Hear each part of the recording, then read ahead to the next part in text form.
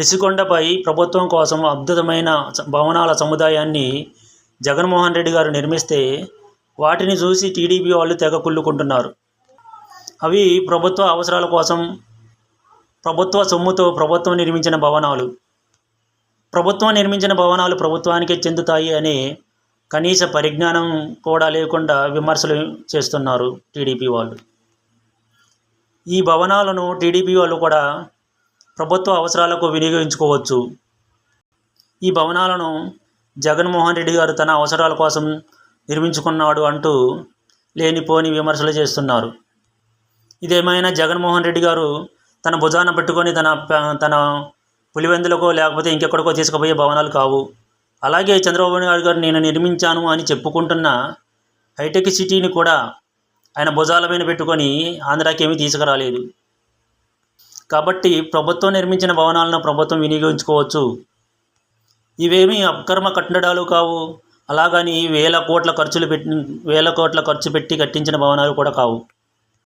ఈ అద్భుతమైన కట్టడాల యొక్క క్రెడిట్ మొత్తం జగన్మోహన్ రెడ్డి గారికి వెళ్తుంది అని టీడీపీ వాళ్ళు కుళ్ళుకుంటున్నారు. ఇదే భవనాలను చంద్రబాబు నాయుడు గారు కట్టించినట్లయితే వారానికి ఒక భజన కార్యక్రమం పెట్టి వాళ్ళ పచ్చ మీడియాతో గ్లోబల్ ప్రచారాన్ని చేయించుకునేవారు చంద్రబాబు నాయుడు గారు, టీడీపీ వాళ్ళు. అలాగే చంద్రబాబు నాయుడు గారు 2014 నుంచి 2019 వరకు అమరావతిలో తాత్కాలిక భవనాలు, తాత్కాలిక అసెంబ్లీ, తాత్కాలిక సచివాలయం, తాత్కాలిక హైకోర్టు అంటూ 10,000 కోట్ల ఖర్చు పెట్టి చిన్న వర్షానికి వర్షం కురిచే భవనాలను కట్టించారు చంద్రబాబు నాయుడు గారు. అదంతా వృధా ఖర్చు.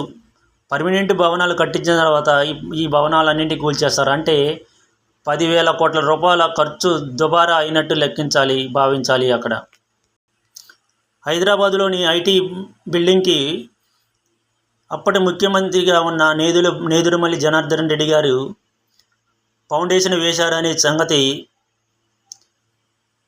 చంద్రబాబు నాయుడు గారి శిష్యుడు అయిన రేవంత్ రెడ్డి గారి మొన్న చెప్పారు. ఆ బిల్డింగ్ కట్టించింది కాంగ్రెస్ ప్రభుత్వమని కూడా చెప్పారు. అట్లాంటి బిల్డింగ్ని చంద్రబాబు నాయుడు గారు తన ఖాతాలో వేసుకున్నారు. తన పత్రికలు, తన పచ్చ మీడియాతో గ్లోబల్ ప్రచారాన్ని చేయించుకున్నారు, తన ఖాతాలో వేసుకున్నారు. ఆ బిల్డింగు పునాది వేసిన నేదురుమల్లి జనార్దన్ రెడ్డి గారికి ఎటువంటి క్రెడిట్ లేకుండా చేశారు. ఇండియాకు ఐటీని తీసుకొచ్చింది రాజీవ్ గాంధీ గారు అని రేవంత్ రెడ్డి గారు చెప్పారు. కానీ ఐటీని తీసుకొచ్చింది నేనే అంటూ చంద్రబాబు నాయుడు గారు ఆ క్రెడిట్ని కూడా తన ఖాతాలోనే వేసుకుంటున్నారు.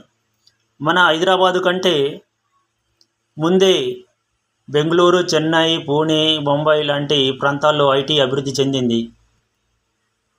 కానీ మన దగ్గర ఈ ఐటీ క్రెడిట్ మొత్తం చంద్రబాబు నాయుడు గారు తన ఖాతాలో వేసుకుంటున్నారు. కాబట్టి ఇటువంటి భవనాలను ప్రభుత్వ అవసరాలకి వినియోగించుకోవాలి, కానీ అనవసరమైన ఆరోపణలు చేస్తూ కాలయాపన చేయకూడదు. మనకు క్రెడిట్ రావట్లేదు అంటూ ఆ భవనాలను గాలికి వదిలేయకుండా వివిధ అవసరాల కోసం ప్రభుత్వం వాడుకోవచ్చు.